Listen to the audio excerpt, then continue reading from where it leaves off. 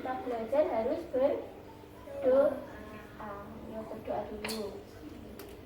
Bismillahirrahmanirrahim. Rabbi zidni ilman warzuqni fahma. Amin. Dan sekarang aku punya cerita ini. Judulnya apa? Kata yang bijak.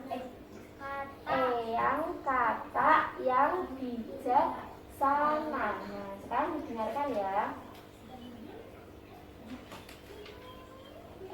Kata yang bijaksana.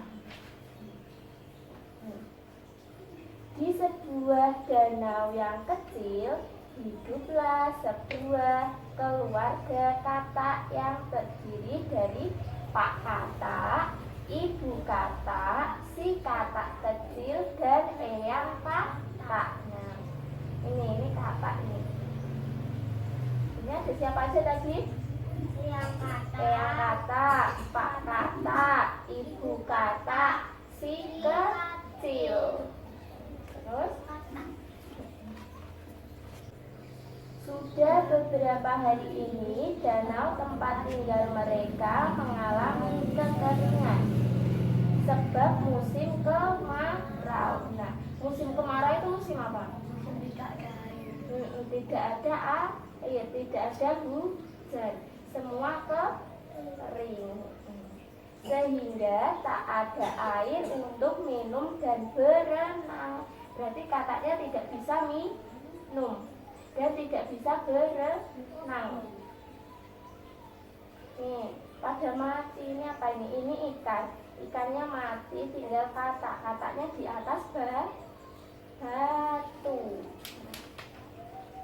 Mereka tidak mungkin tetap tinggal di danau itu. Sehingga Pak Katak memutuskan untuk mengajak keluarganya pindah dan mencari tempat tinggal baru. Nah, Pak Katak mengajak siapa? Keluarganya pindah ke tempat tinggal yang baru. Terus, nih dilihat gambarnya. Ya dong.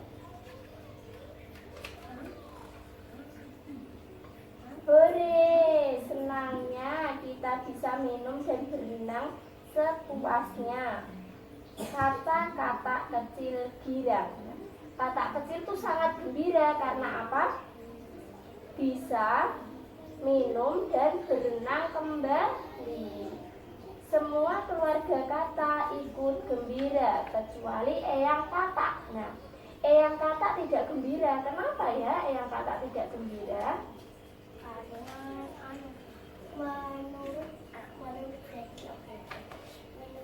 Menurut eyang katak tinggal di sini lebih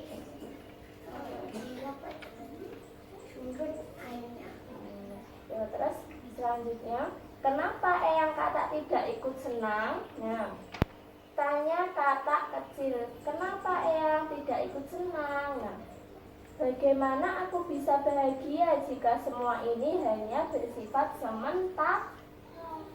Semua hanya bersifat sementara, ujar eyang katak bijaksana. Ini eyang katak, ini si kecil. Nah, si kecil ini bertanya kepada eyang katak.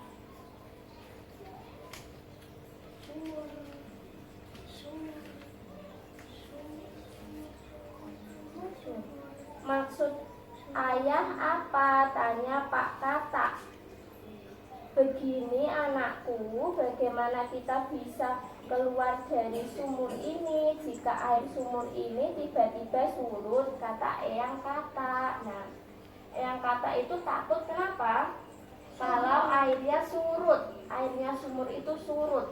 Kalau surut, sang katak tidak bisa melompat ke luar karena tinggi.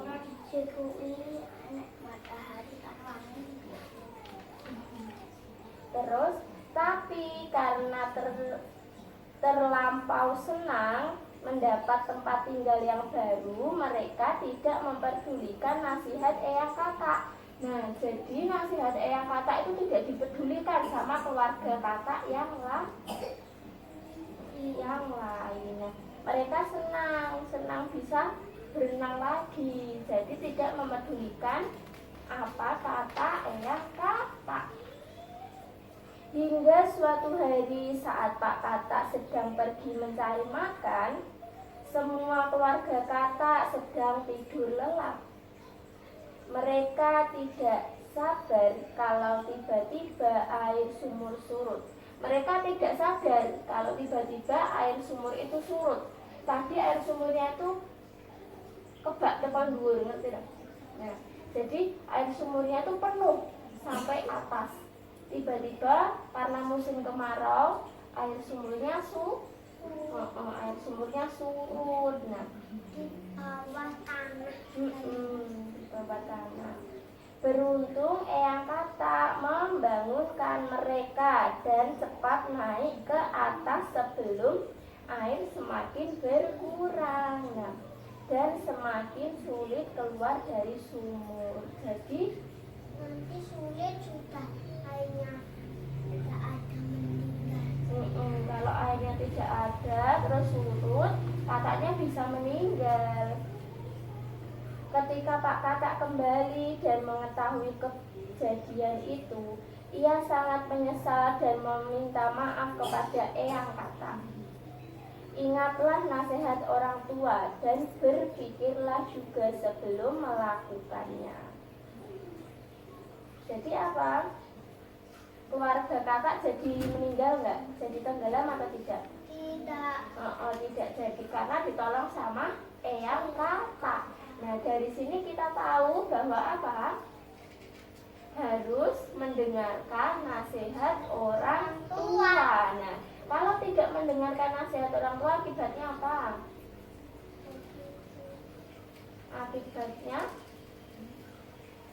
Akibatnya akan buruk. Nanti tiba-tiba kita akan terjadi sesuatu yang tidak baik kalau tidak apa? Mendengarkan nasihat orang tua. Terus kalau mau melakukan sesuatu, kita harus berpikir dulu, jangan langsung melakukan sesuatu tindakan. Itu namanya apa? Ceroboh. Seperti Pia. Iki om aku karena main aku. Soalnya Mbak Kato. Sudah ya, sekarang berceritanya sudah. Nah, sekarang kita mau apa? Lanjut apa? Belajar membaca. Iya. Besok dilanjut cerita lagi. Nah itu